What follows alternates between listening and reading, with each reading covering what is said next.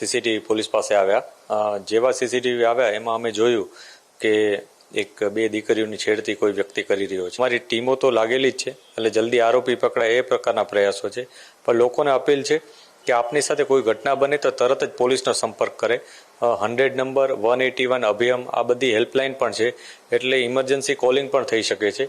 આ ઉપરાંત અમારી મહિલા ટીમ સી ટીમ હોય છે કે જેમાં મહિલા પોલીસ હોય છે, જેઓ સ્પેશિયલી મહિલાઓના જ સંપર્કમાં રહે છે, જેથી કોઈ બેન દીકરીઓને કોઈ તકલીફ હોય, કોઈ અડચણ હોય, કોઈ પરેશાની હોય તો તેઓ સીધા એમને જણાવી શકે છે કોઈ પણ પરેશાની વિના.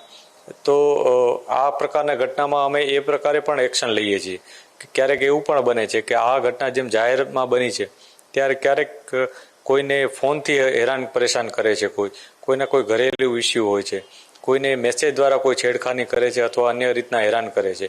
તો આવી ઘટનાઓમાં જે વિક્ટીમ છે એને કોઈ પણ આઈડેન્ટિટી રિવીલ કર્યા વિના અમે જે આરોપી છે એના વિરુદ્ધ કડક એક્શન લઈએ છીએ.